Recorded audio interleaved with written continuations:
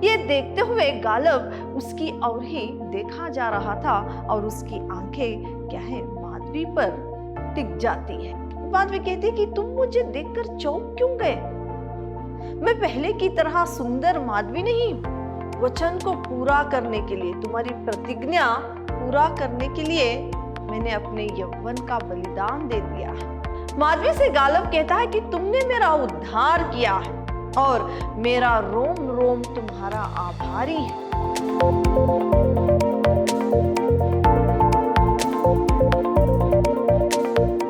प्रणाम, मैं रिहान आयस, अति उत्तम विद्याश्रम की हिंदी प्रवक्ता। मेरे बीसीए के फोर्थ सेम के जितने भी विद्यार्थी, आज मैं आपको जो आपका माधवी नाटक है उसका जो तीसरा अंक है और इसी में जो तीसरा दृश्य है, जो अंतिम दृश्य, इसके बारे में आज मैं आपको जानकारी दूंगी। पिछली कक्षा में आपका नाटक यहां तक हो गया था जबकि ययाति अपनी बेटी माधवी का स्वयंवर रचा रहे थे। साथ ही साथ गालब को दीक्षा भी दी जा रही थी। देश देशांतर से सारे राजा महाराजा लोग क्या है इस स्वयंवर में उपस्थित हो रहे थे और विश्वामित्र भी वहां पर आए हुए थे।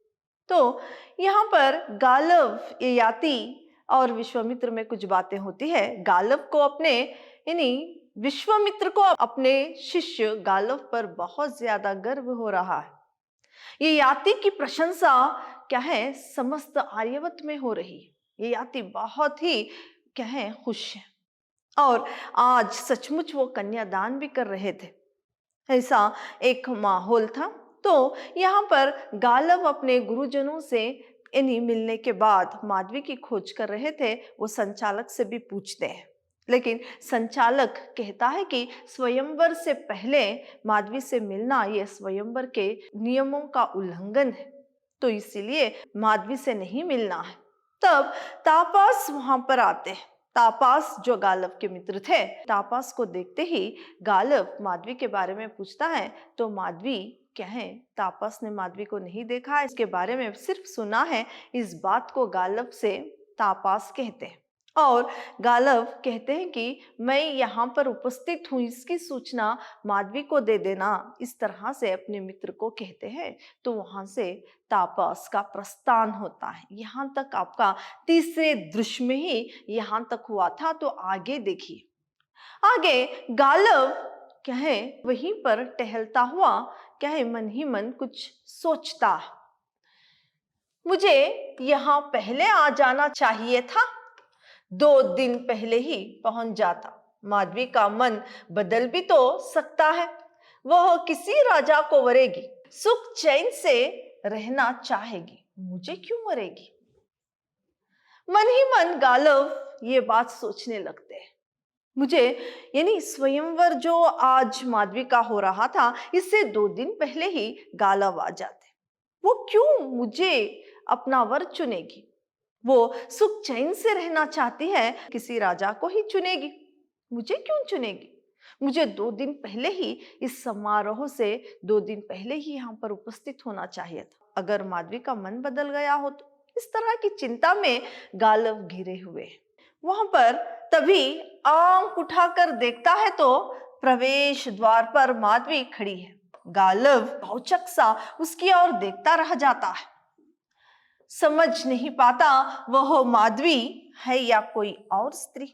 अपने माधवी को देखा है, मैं माधवी से मिलना चाहता हूं।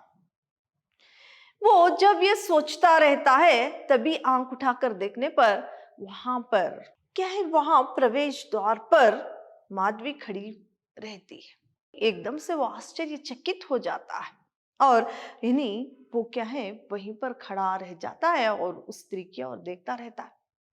फिर उस स्त्री से पूछता है, जो प्रवेश द्वार पर खड़ी है उस स्त्री से पूछता है कि क्या आपने माधवी को देखा है? इस तरह से उससे प्रश्न करता है। माधवी, तुम आ गए? गालब, मैं अभी अभी वन से लौटी, आगे बढ़कर तुम बड़े सुंदर लग रहे हो।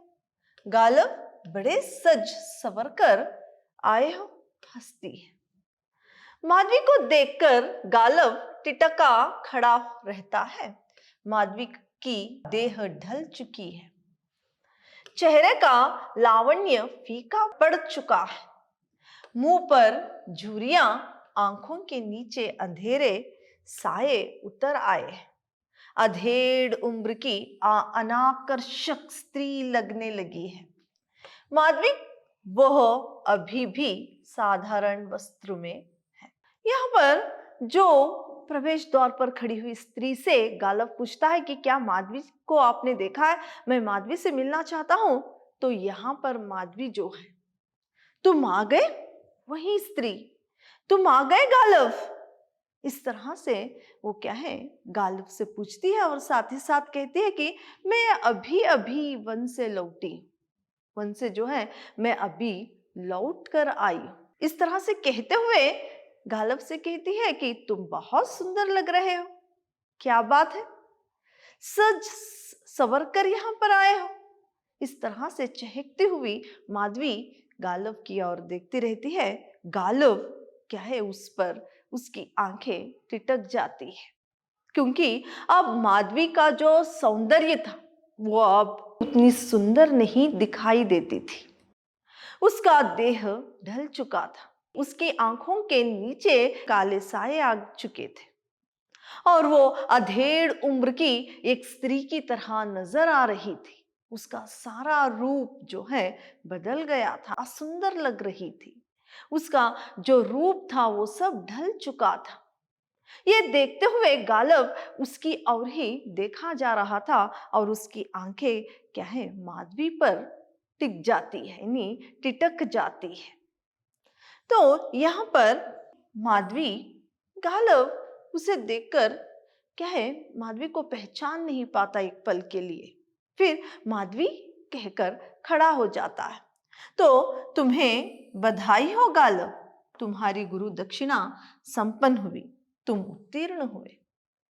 अब माधवी गालिब को बधाई देने लगती है, तुम उत्तीर्ण हो गए हो, तुम्हें बधाई हो, तुमने गुरु दक्षिणा देने का जो वचन तुमने लिया था वो वचन तुम्हारा पूरा हो गया है, तुम गुरु दक्षिणा दे चुके हो। इस तरह की बधाई क्या है, माधवी गालिब को देती है।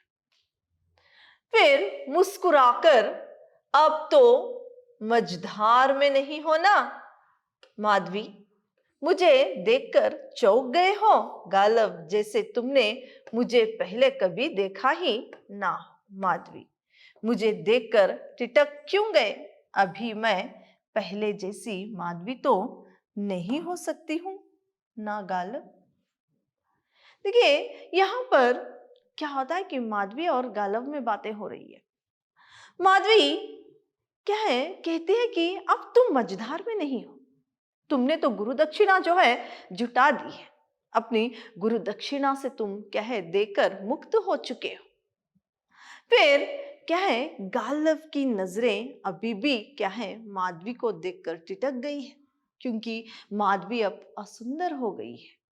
फिर क्या है, माधवी कहती है कि तुम मुझे देखकर चौंक क्यों गए, मैं पहले की तरह सुंदर माधवी नहीं हूं, इसीलिए मैं कैसे अब वो सुंदरता ला सकती हूँ। यानी वो बताती है कि हाँ, अब मैं पहले जैसी माधवी नहीं हूं, इसीलिए तुम मुझे आश्चर्य से तुम मेरी ओर देखे जा रहे हो। पर गालिब सिर्फ माधवी कहकर रह जाता है। माधवी अब क्या है, जो सौंदर्य की एक मूर्ति थी, अब उसका यौवन ढल चुका था, उसका सौंदर्य जा चुका था। अपनी कमर पर दोनों हाथ रखकर, मैं बहुत मुटिया गई हूं क्या, चहक कर, तुम चिंता नहीं करो गालिब, मैं फिर से तुम्हारे साथ जंगलों में घूमूंगी तो फिर पहले जैसी हो जाऊंगी। गालिब अभी भी माधवी के चेहरे की ओर देखे जा रहा है। क्यों गालिब, तुम्हारे चेहरे पर कैसी निराशा फैल गई है, मैं इतनी कुरूप हो गई हूं क्या। यहाँ पर माधवी हंसते हुए, मुस्कुराते हुए अपने कमर पर हाथ रखकर कहती है कि क्या मैं इतनी मोटी हो गई हूं, कोई बात नहीं गालव, फिर से मैं तुम्हारे साथ वनों में विचरूंगी। यानी हम वनों में फिर से, वन में क्या है, फिरते घूमते फिर से मैं वही माधवी बन जाऊंगी। कोई चिंता ना करो। फिर भी गालव क्या है, माधवी के चेहरे को ही देखा जा रहा था। फिर माधवी कहती है हंसते हुए चहकते हुए, क्या गालव, क्या मैं इतनी कुरूप बन गई हूं? इतनी मैं कुरूप हो गई हूं? इस तरह से माधवी प्रश्न करने लगती है हंसकर। और तुम सौंदर्य के उपासक कब थे? तुम तो कर्तव्य के उपासक होना। क्यों गालव? क्यों, मैं सचमुच बहुत कुरूप हो गई हूं।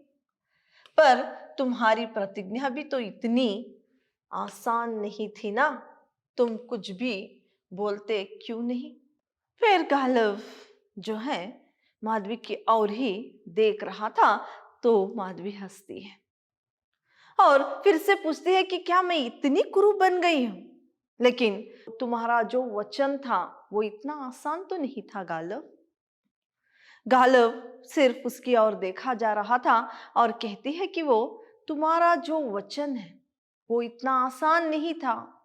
क्या है, इस वचन को पूरा करने के लिए, तुम्हारी प्रतिज्ञा पूरा करने के लिए मैंने अपने यौवन का बलिदान दे दिया है।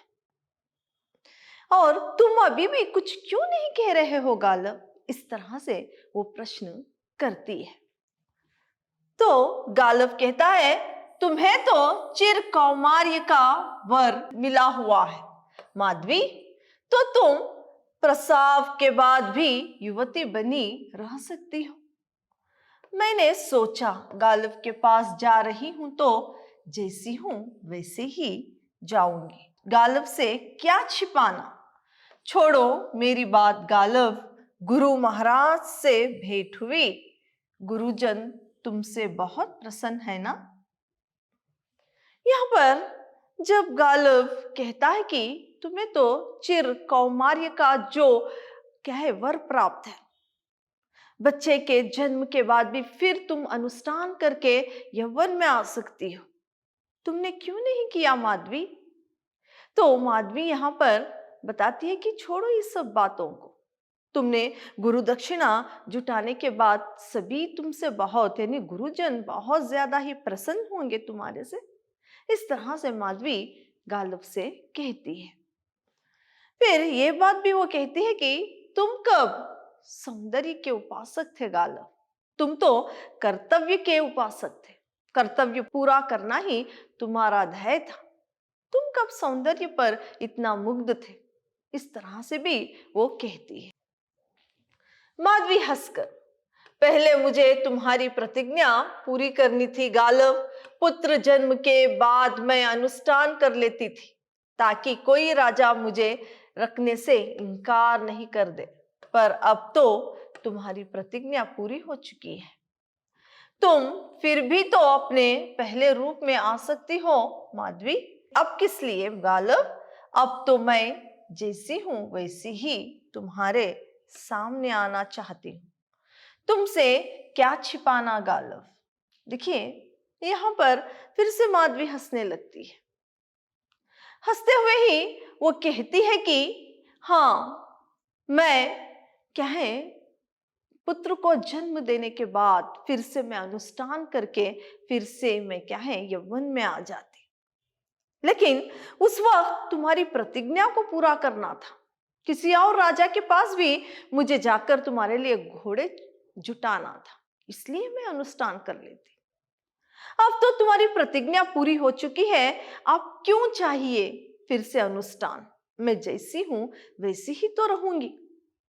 इस तरह से गालिब को कहती है कि तुमसे मैं क्या छुपाऊं, मैं जैसी हूं वैसे ही तुम्हारे सामने उपस्थित हूं। इस तरह से गालिब को माधवी कहती है। लेकिन गालिब कहता है कि तुम पहले की तरह माधवी तो बन सकती हो, यानी पहले की तरह यानी सुंदर दिखाई दे सकती हो। क्यों फिर से तुम अनुष्ठान नहीं कर लेती? इस तरह से गालिब माधवी को कहता है। पर इस रूप में माधवी, क्यों ये रूप तुम्हें स्वयंवर के लिए उचित नहीं लग रहा है? यही ना मैंने तो सोचा था स्वयंवर मात्र औपचारिकता है, इसी रूप में निभ जाएगा। मैं तो जिसे चुनना चाहती थी पहले ही चुन लिया है। मैं तुमसे तो अपना असली रूप नहीं छिपा सकती थी गालिब, लेकिन तुम बड़े विचलित हो गए हो। लगता है तुम्हें मेरे इस रूप से डर लगने लगा है। गालिब कहता है कि पर इस रूप में, यहाँ पर गालिब कहता है कि स्वयंवर तुम्हारा आज, तुम इसी रूप में स्वयंवर में उपस्थित होगी। इस तरह से कहने पर तो माधवी कहती है, क्यों यह रूप तुम्हें स्वयंवर के लिए उचित नहीं लगता? यहाँ पर माधवी कहती है कि मैं जैसे रूप में हूं इसी तरह इस स्वयंवर में उपस्थित होंगी, क्यों उचित नहीं लगता?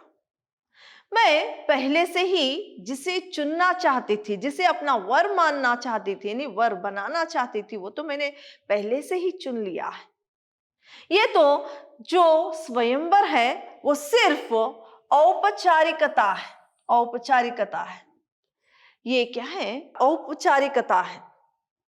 इस रूप में भी निभ जाएगा। मैंने तो पहले से ही मेरे वर को चुन लिया है। और ये भी कहती है कि गालिब, मैं कैसे अपनी असली रूप को तुमसे छुपा सकती हूँ? मैं जैसी हूं वैसे ही तुम्हें अपना वर बनाना चाहती हूँ। इस तरह से वो कहती है। हंसकर, मैं अब अनुष्ठान करना नहीं चाहती, जैसी हूं वैसी ही रहना चाहती हूँ। प्रतिज्ञा संपन्न हुई गालिब, अब हम दोनों यानी स्वतंत्र हैं। हम दोनों जहां चाहे जा सकते हैं। क्यों गालिब, स्वतंत्र होना तुम्हें कैसे लग रहा है? मैं सचमुच बहुत प्रसन्न। यहाँ पर माधवी फिर से ये भी कहती है कि क्या मेरे इस रूप को देखकर तुम डरने लगे हो? फिर वो कहती है कि गालिब, क्या है, मैं फिर से अनुष्ठान करके फिर से मैं यौवन में आना नहीं चाहती। मैं जैसी हूं वैसे ही, क्या है, तुम्हारे सामने रहना चाहती हूँ। फिर वो कहते कि हम दोनों स्वतंत्र हैं। अब प्रतिज्ञा पूरी हो गई है, हम जहां चाहे वहां जा सकते हैं। अब तुम भी स्वतंत्र हो। अब कैसे लग रहा है गालिब, तुम्हें स्वतंत्रता? अब हम दोनों जहां जाना चाहते हैं वहां जा सकते हैं। इस तरह से वो हंसते हुए गालिब को कहती है। इस बात को कहते हुए गालिब से ये भी कहती है कि जो 3 राजाओं के रानीवास में माधवी थी, माधवी ने 3 बच्चों को जन्म दिया था, वो 3 राजा जो हैं वो भी उनके बच्चों के साथ इस स्वयंवर में उपस्थित है। तो जब से वो बच्चों को लेकर स्वयंवर में आए हैं, तब से यहाँ वे मेरे बच्चों को भी ले आए हैं। जब से वे आए हैं मैं छटपटा रही हूं। मैं केवल तुम्हारी राह देख रही थी।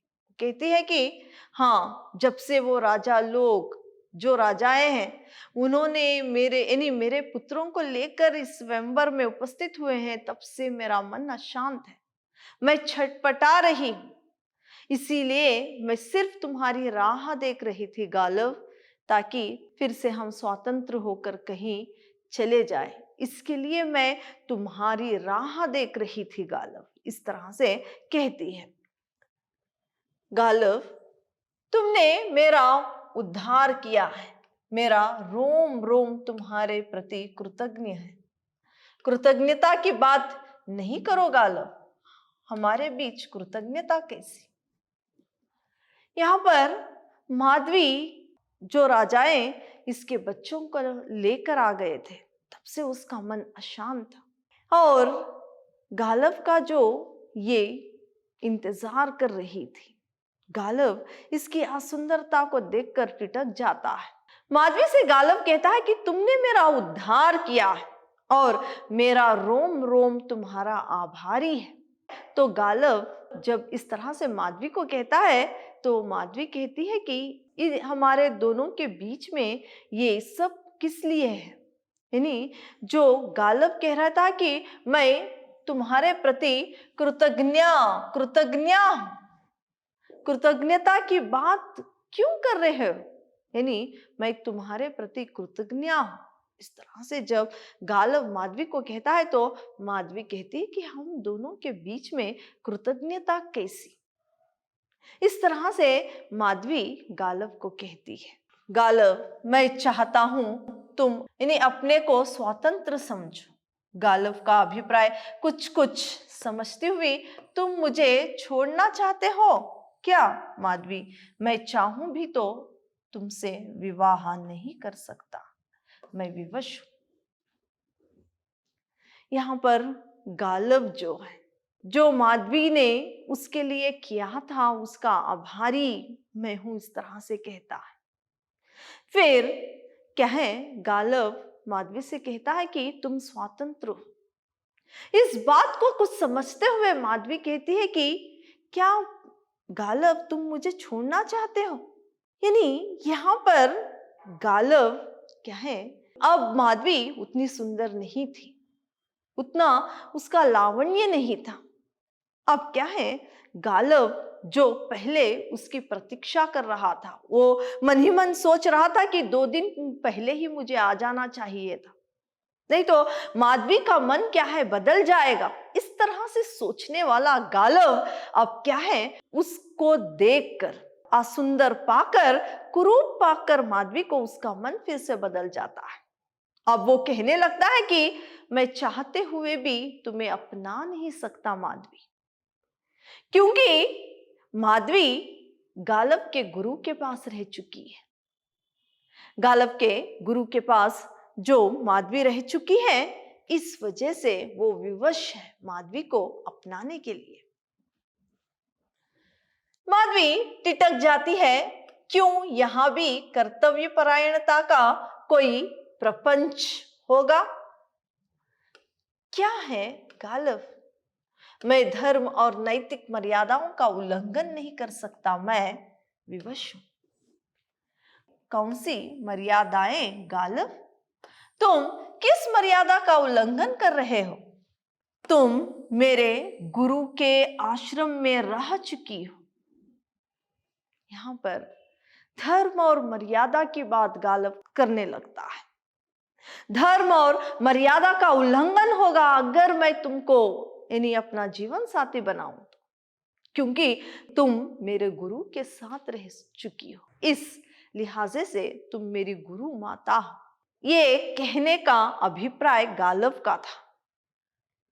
तो माधवी कहती है, इससे क्या हुआ, मैं 3 राजाओं के रानीवास में भी रह चुकी हूं, वह सब तो तुम्हारी प्रतिज्ञा पूरी करने के लिए था, पर जो स्त्री मेरे गुरु के आश्रम में रह चुकी हो उसे मैं अपनी पत्नी कैसे मान सकता हूं? माधवी कहती भी है कि तुमसे प्रेम करते हुए तुम्हारी प्रतिज्ञा पूरी करने के लिए मैं 3 राजाओं के रानीवास में रह चुकी हूं और 3 पुत्रों को जन्म दे चुकी हूं, तो तुम्हारी प्रतिज्ञा पूरी करने के लिए तुम्हारे गुरु के पास भी रही, तो इसमें क्या हुआ, सिर्फ तुम्हारी प्रतिज्ञा पूरी करने के लिए।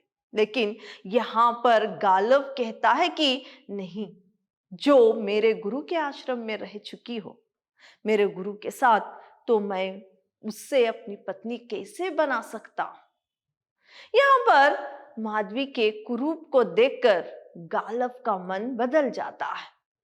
तो माधवी, ओ गालव, गालव तुम सीधी बात क्यों नहीं करते?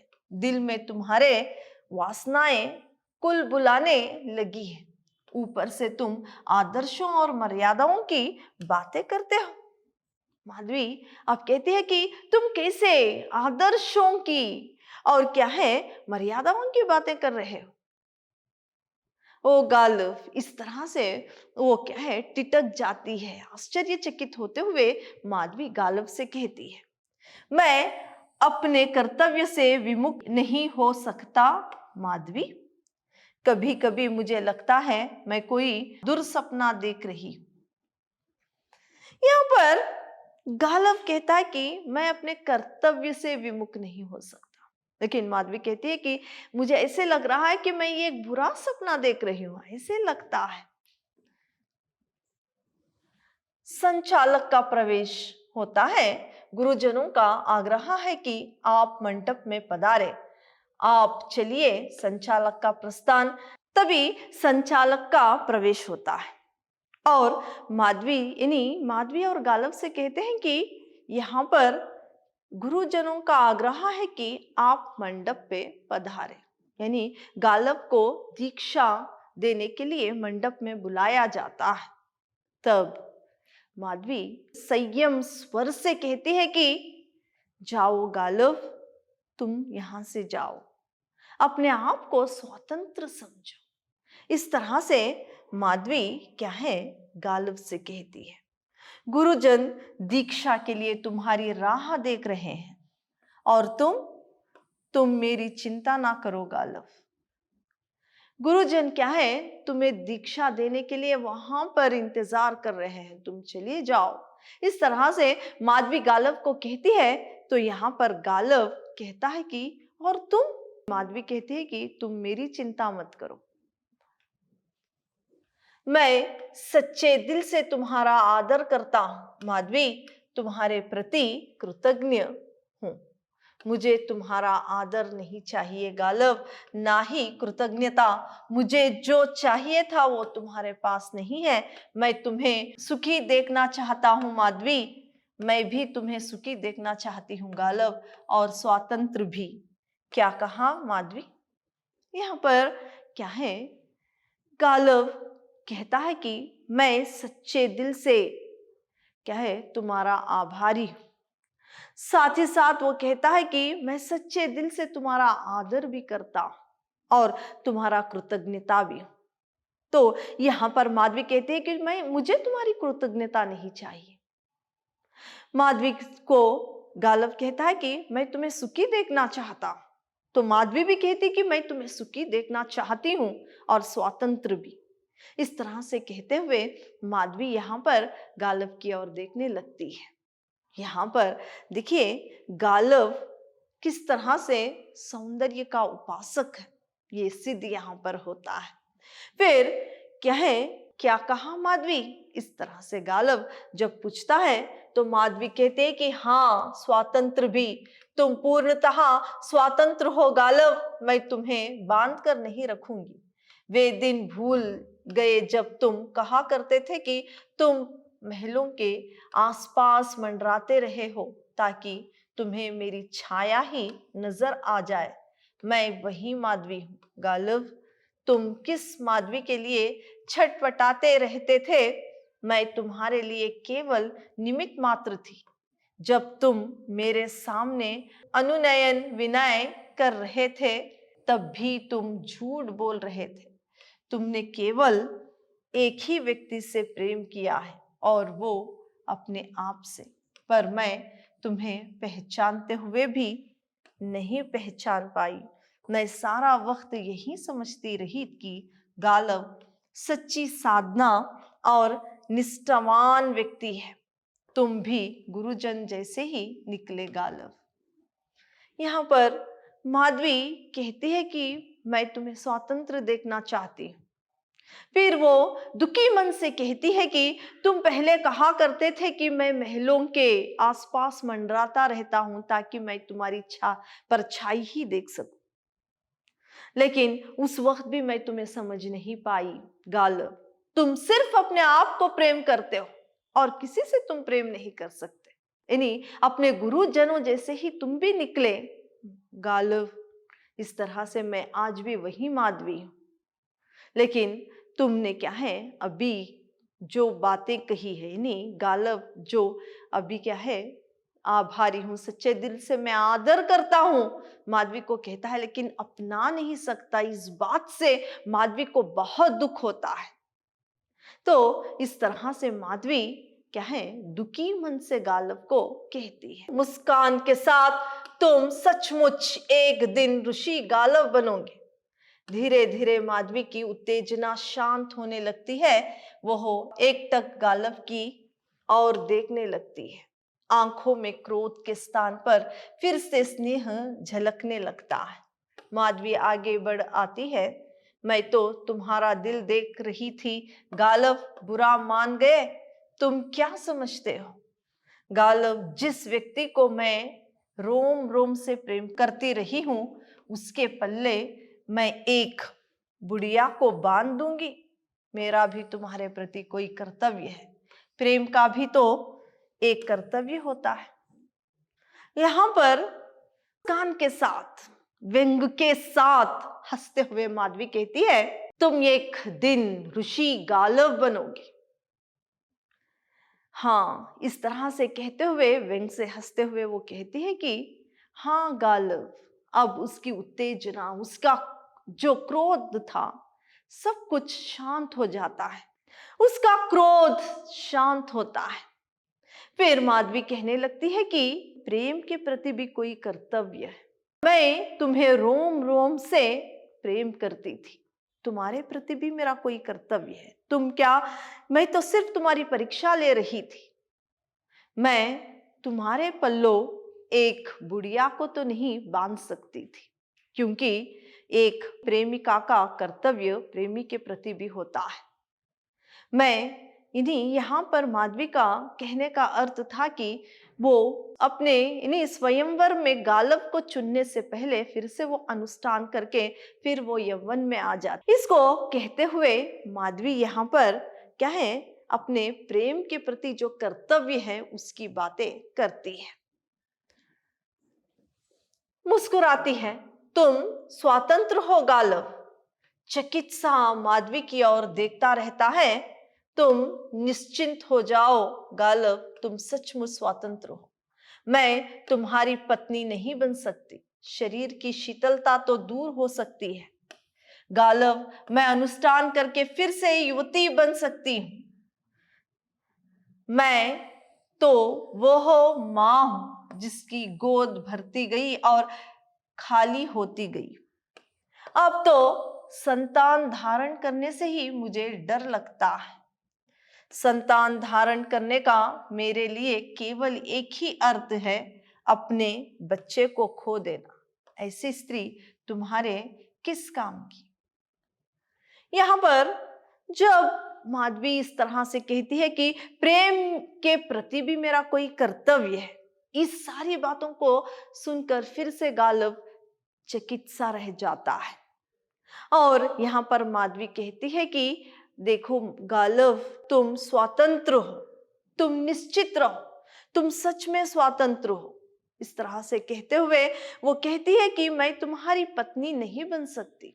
हाँ, मैं शरीर की जो शीतलता है, शीतलता को तो दूर कर सकती हूँ, लेकिन मेरे मन का मैं क्या करूं? जो ये 3 बच्चों की मां बनने के बाद बच्चों की ममता उसके मन में भर चुकी है, मैं क्या है उस ममता का मैं क्या करूं? और अब तो क्या है, मैं युवती बन सकती हूँ, लेकिन अब मैं गर्भ धारण करने से डरती हूँ। गर्भ धारण करने का मतलब एक ही है, मेरा बच्चे को खो देना। इस वजह से मुझे गर्भ धारण करने से भी डर लगता है। इस तरह से कहते हुए यहाँ पर गालव की ओर माधवी देखने लगती है।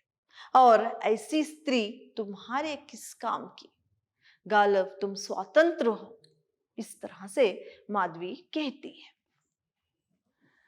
निपदा में मंत्रो पंचरण, इस तरह से माधवी कहती है तो गालव कहता है कि तुम क्या करोगी माधवी? हंसकर मैं तुमसे कहा करती थी ना, चलो गालव कहीं भाग चले। आज मैं अपने दिल की वही साथ पूरी करने जा रही हूं। मैं यहां से भाग रही हूं। नहीं माधवी, तुम फिर से अनुष्ठान कर अपना पहला रूप धारण कर सकती हो। माधवी, मैं तुम्हें पाकर अपने को धन्य मानूंगा। तो माधवी की बात सुनकर गालव कहता है कि तुम क्या करोगी माधवी अब?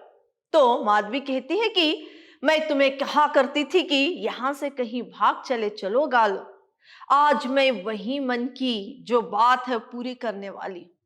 मैं यहां से भागकर जाने वाली हूं। यानी मैं यहाँ से भागने वाली हूँ, इस तरह से माधवी कहती है। यानी उस एक माधवी का जो दम घुट रहा था, राजा लोग उसके बच्चों को लेकर आ रहे थे, इधर गालव उसे अपनाना नहीं चाहता था और माधवी अब क्या है, इन सब से मुक्त होकर कहीं दूर जाना चाहती थी। तो मैं यहाँ से जाने वाली हूँ, यानी यहाँ से भाग रही हूँ, इस तरह से गालव को कहती है।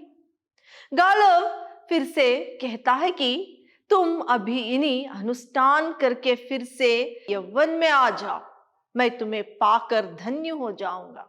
गालव जब उसकी असुंदरता यानी उसकी कुरूपता को देखकर जो गालव कह रहा था कि तुम तो मेरे गुरु के साथ रह चुकी हो, तो मैं कैसे तुम्हें अपनी पत्नी बना सकता हूं। जब माधवी फिर से कहती है कि प्रेम के प्रति भी मेरा कर्तव्य है, अब गालव का मन फिर से बदल गया है, फिर माधवी को अपनाना चाहता है। यहां पर यह सिद्ध होता है कि कुछ पुरुष सिर्फ सौंदर्य के ही उपासक रहते हैं। फिर माधवी मुस्कुराती है, फिर से अपने को धोखा दे रहे हो गालव, यह झिझिली भावुकता किस काम की। यौवन और रूप तो मिल जाएंगे, पर अपने इस दिल का क्या करूं जो छलनी हो चुका है। नहीं माधवी, मैं तुमसे अनुनय करता हूं, तुम भावुक हो रहे हो। मुनि कुमार, तुमने अपना कर्तव्य पूरा किया, अब मुझे मेरा कर्तव्य पूरा करने दो। स्नेह से संसार बड़ा विशाल है गालव, उसमें निश्चय ही मेरे लिए कोई स्थान होगा। यहाँ पर यानी माधवी फिर मुस्कुरा उठती है। मुनि कुमार कहती है कि मुनि कुमार, फिर से तुम अपने आप को धोखा दे रहे हो, भावुकता में मत पड़ो। फिर वो कहती है, ये भावुकता किसी काम का नहीं है। यौवन में आकर मैं फिर से सौंदर्य तो बन सकती हूँ, लेकिन इस दिल का क्या करूं जो छन्नी बन गया है। यानी यहाँ पर बच्चों से बिछड़कर और गालव की बातें सुनकर पिता के क्या है कर्तव्य को पूरा करने के लिए इसके सारे यौवन का त्याग करने वाली माधवी, उसके मन में दुख भरा हुआ है। देखिए, यहाँ पर भारतीय नारी के जो त्याग गुण है, जो सहन शक्ति है, इसको भी दर्शाती है। और यहाँ दूसरी ओर पुरुष किस तरह से सौंदर्य के उपासक है, यानी पुरुष किस तरह से हर एक काल में स्त्री पर अत्याचार कर रहे थे। पुरातन काल से लेकर आज भी ये भी यहाँ पर देखने को मिलता है। फिर माधवी कहती है कि तुम भावुक हो रहे हो मुनि कुमार, तुम भावुक हो रहे हो गालव, तुमने अपने कर्तव्य को निभाया है, आज मैं अपना कर्तव्य पूरा करूंगी और ये संसार बहुत विशाल है, कहीं ना कहीं मेरे लिए भी एक स्थान है। इस तरह से माधवी गालव को कहती है। माधवी द्वार की ओर बढ़ जाती है, वहां से मुड़कर, तुम जाओ गालव, गुरुजन तुम्हारी राह देख रहे हैं, युग युगों तक तुम्हें मेरा। माधवी धीरे धीरे आंखों से ओझल हो जाती है। मंत्रोच्चारण, स्वास्ति वाचन के स्वर ऊंचे हुए जा रहे हैं। शंखनाद, संगीत, आश्रम वासियों का प्रवेश। वे गालव के सिर पर छोटा सा मुकुट रखते हैं, कंधों पर उतारिया, माथे पर तिलक लगाते हैं और गालव पर पुष्प वर्षा करते हुए उसे धीरे धीरे मंडप की ओर ले जाते हैं। शंखनाद। यहाँ पर माधवी कहती है कि गुरुजन जो हैं तुम्हारा इंतजार कर रहे हैं, जाओ गालव। इस तरह से कहते हुए वो क्या है, वन की ओर प्रस्थान करती है। गालव उसकी ओर देखता रहता है, इन्हीं माधवी उसकी आंखों से ओझल हो जाती है।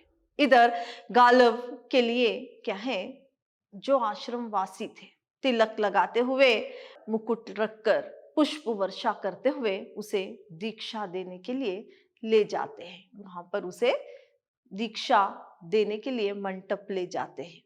फिर शंखनाद होता है।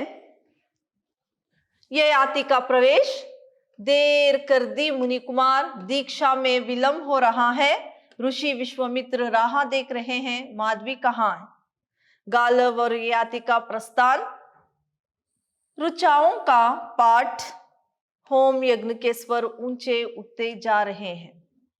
फिर क्या है, ययाति का प्रवेश होता है और कहते हैं ययाति महाराज की तुमने दीक्षा समारोह में आने के लिए बहुत देर कर दी। तो यहाँ पर गालव और ययाति मंडप तक जाते हैं। फिर क्या है, वहां पर ओम उच्चारण का स्वर जो है ऊंचा उठता जाता है। यहाँ पर आपका जो माधवी नाटक है वो समाप्त होता है। इतना ही आपका नाटक था। तो यहाँ पर हमें पता चलता है कि किस प्रकार नारी धरती की तरह सहन शक्ति रखती है और वो त्याग और ममता की एक मूर्ति है। गालव के लिए माधवी ने किया अपने प्रेम के प्रति जो कर्तव्य था, किस तरह से निभाया, इसका भी यहाँ पर पता चलता है।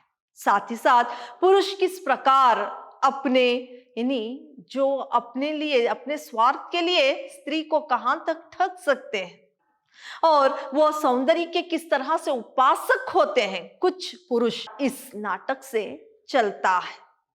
तो आपका नाटक इतना ही था। धन्यवाद।